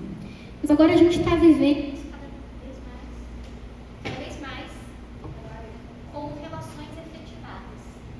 O professor não ensina e tem até medo de ensinar no ensino superior e educação básica, porque daí parece que a gente está tirando o protagonismo dos estudantes ou das crianças. Essa falsa dicotomia, né, de que quando eu ensino, o outro não é sujeito, é o objeto. Mas aí, eu acho que a gente está vivendo agora um processo, de novo, não sei se pior, né, mas que agora os professores, eles não são só mediadores, mas eles estão sendo cada vez mais gestores. O que é ser professor? É gerir o tempo da criança na escola. Assim, muito louco isso, né? Mas isso está aparecendo assim, nas políticas públicas, na formação inicial e na formação também continuada dos professores, que cada vez mais não estão sendo feitas por nós de dentro da universidade. As prefeituras não vão até a universidade e a gente precisa às vezes implorar, né, para ter vínculo de formação com as prefeituras ou o Estado, porque há um contrato muito bem estabelecido de muitas redes com empresas privadas. Acho que é para parar de falar. Com empresas privadas, rede Instituto Ayrton Senna, rede Sesc, Senai, e que Lema, Fundação Lema, e que tem dado todo o tom da formação de professores e feito com que o nosso papel seja gerir o tempo e gerir, entre aspas, conteúdos que já vem pronto, para que sua aula, professor, né, e você faça isso com as crianças. Então, Adriana, né, acho que na formação inicial, mas também na educação básica, e essa é uma das discussões que a gente tem feito, né, da defesa de que ensinar tem sido quase um ato revolucionário, ou pelo menos é um ato de militância importante, inclusive para a gente mostrar para os nossos pares na universidade, que eu brinco que às vezes são ímpares, né, não pares, a gente mostrar o que é ensinar, que ensinar não é sinônimo de ficar blá, blá, blá, blá, blá, blá. Ensinar é organizar a atividade de aprendizagem dos sujeitos. E talvez seja isso, não sei se dê conta de dialogar com as questões aí. Bom? A gente tem 2 perguntinhas. Eu peço para as pessoas serem breves na pergunta para a Carolina conseguir desenvolver melhor, tá? Carolina, primeiro, muito obrigada por estar conosco aqui no curso, nessa palestra e por tantas coisas que a gente está aprendendo. E aí eu vou retomar de novo aquela pergunta lá do curso que a gente estava ontem lá e que talvez seja uma inquietação que sempre está comigo, acho que conosco na escola, que é o seguinte: todas essas questões relacionadas ao conteúdo a gente busca concretizar na escola, né? E aí a gente está trabalhando a discussão da unidade entre conteúdo e forma. E aí eu fiquei pensando ontem naquelas atividades lá e que também acredito que de alguma forma isso é trazido aqui de novo nessa palestra, que é a relação que o tempo tem com as condições desse ensino, desses conteúdos. Até na hora lá da brincadeira, né, que foi uma atividade proposta, você exemplificou que o tempo ele pode ser uma condição colocada para agregar ali naquele processo, né, e que isso interfere na forma como esse conteúdo é trabalhado. E aí eu penso que existe uma política de educação de currículo que precarizou e tem precarizado totalmente esse ensino, especialmente da educação física. E aí a gente tem o ensino médio, a gente vai discutir um pouco, tem a BNCC, tem vários outros elementos aí que agregariam nessa discussão. Mas a minha questão temos 2 horas aulas semanais. E esse tempo, ele interfere na forma e, consequentemente, no conteúdo. Não é? Então, como nós podemos, assim, talvez seja uma pergunta, né, mas aqui nos desafia todo dia, né? Como concretizar esse ensino, esse conteúdo diante dessa limitação? Aí a gente é levado, por exemplo, a pensar em projetos contraturno, por exemplo. É uma forma.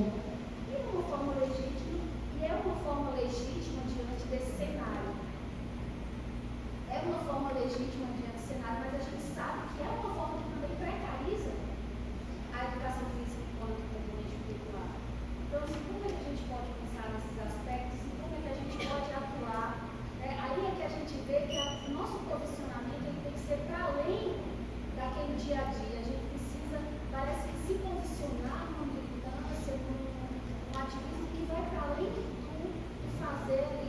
cotidiano, a gente precisa pensar em reformas. Não sei, eu gostaria que você pudesse refletir com isso.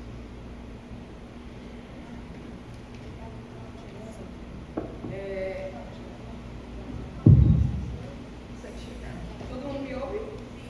Pronto, eu queria primeiro agradecer a Carol, né, porque ela trouxe um exemplo para a gente do que seria uma praxe, né? Porque muitas vezes a educação física crítica superadora é reconhecida como sendo algo muito teórico, como se praticamente você fosse dar o livro do Capital para uma criança ler e aí ela fosse sair já, vamos viver o movimento socialista, né? Como se não fosse um horizonte, um projeto. E aí Carol trouxe para a gente uma brincadeira de pega-pega, que crianças brincam na rua, né, sem precisar de nós, e com a intervenção pedagógica, isso pode se transformar também numa revolução social. Porque quando uma criança sai das nossas aulas com ferramentas de que ela pode brincar diferente, que ela tem que incluir pessoas naquele pega-pega, né, que o objetivo do pega-pega é fugir, escapar, mas também tocar no outro colega. Quando ela sai com uma compreensão de uma brincadeira popular diferente e ela vai brincar com outras crianças na rua, no bairro, então a gente já está ali provocando um novo horizonte, né? Um novo horizonte de sociedade, que todas as crianças têm que brincar, que a brincadeira pode ser recriada, refeita, de acordo com as nossas necessidades. Então, muitas vezes, a gente acha que problematizar é simplesmente a gente falar do problema, né? Mas a gente construir essas novas possibilidades didáticas, a gente também já está fazendo essa revolução. A gente está caminhando para esse novo horizonte, né? Desconstruindo e reconstruindo novas possibilidades de ensino e aprendizado. E garantir esse aprendizado também é uma coisa que cada dia mais a gente tem que lutar, né? Estamos aí nessa disputa para que isso seja efetivado e que essa garantia seja para todos os estudantes.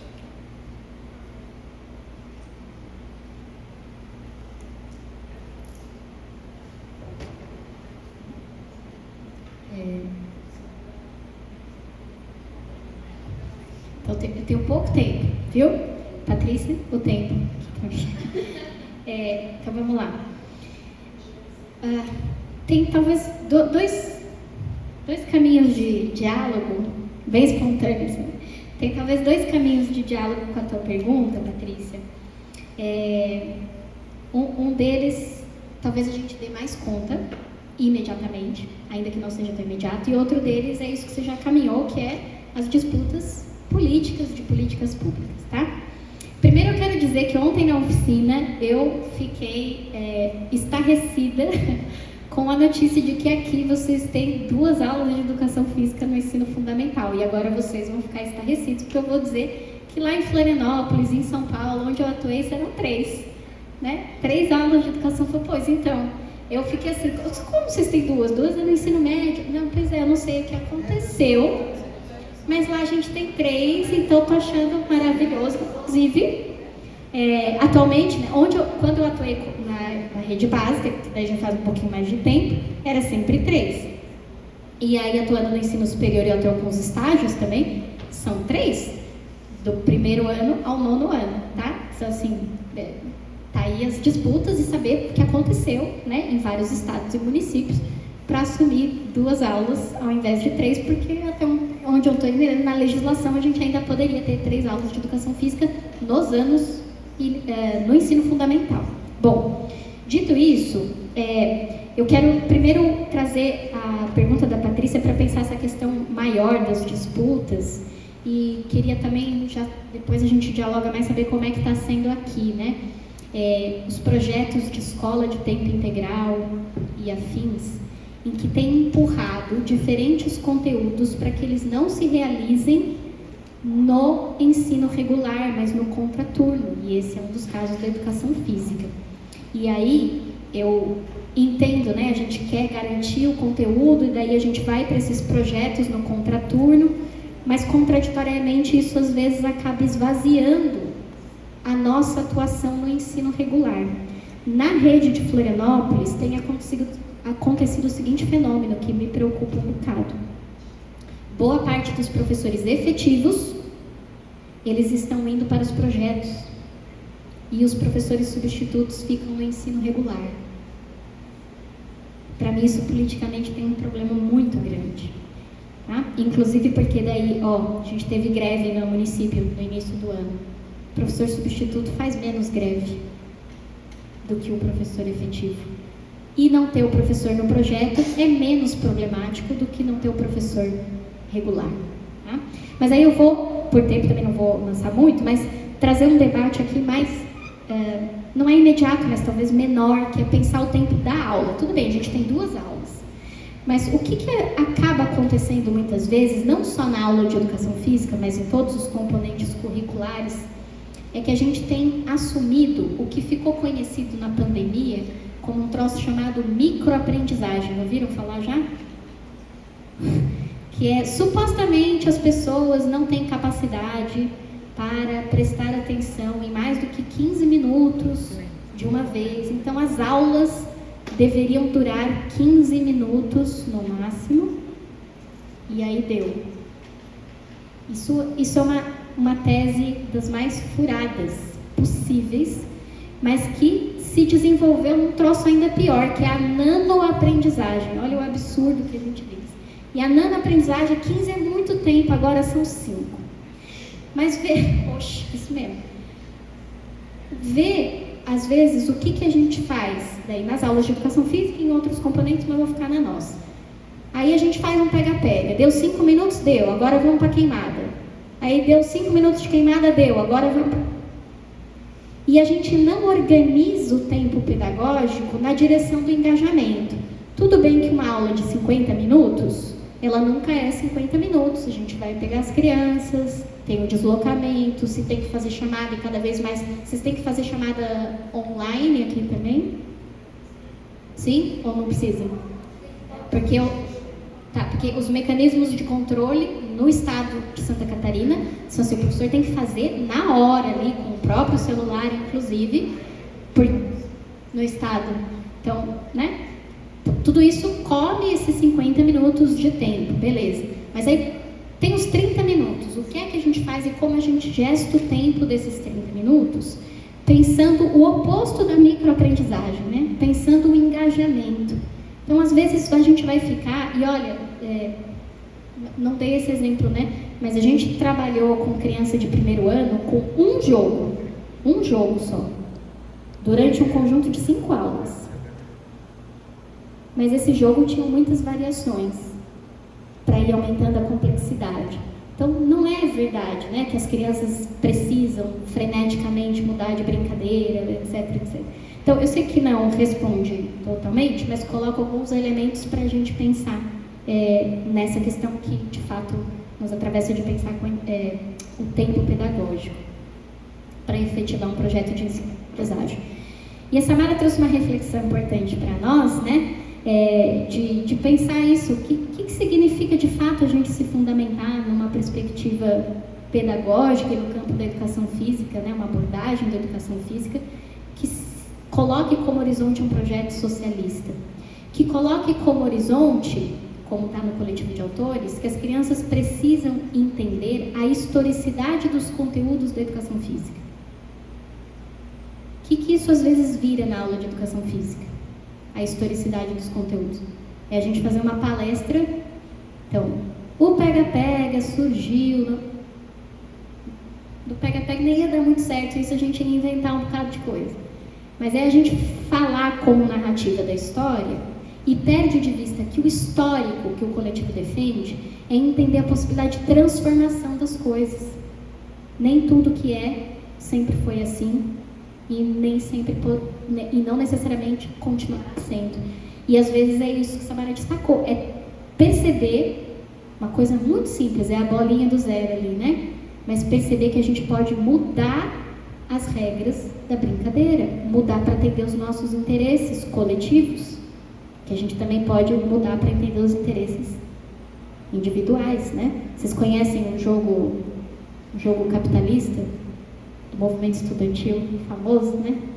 Que a gente vai mudando as regras para cada vez ter mais vantagem para si. Então, mas aprender que a gente pode mudar as regras da brincadeira é um passo importante, não é uma metáfora só não. É entender que a gente pode mudar as regras da vida, que a gente pode ser sujeito de transformar as coisas, que as coisas mudam. E aí está um horizonte para a nossa atuação, mas, de novo, não como um discurso, mas o nosso desafio de pensar isso de fato de dentro da especificidade dos nossos conteúdos. É isso. Então aí acho que é isso que vai fechar o tempo nosso aqui. Quero agradecer, então, esse diálogo inicial, e como eu disse no começo, acho que a alegria é que esse diálogo é esse que a gente está efetivando nessa semana, né, e que segue aí mais metade de um dia de hoje e mais 2 dias, mas é também o diálogo em potencial, né, que se abre entre nós todos aqui, de seguirmos proseando e conversando sobre o ensino da educação física. Então, muito obrigada de novo pelo convite e pela organização do evento, tá bom?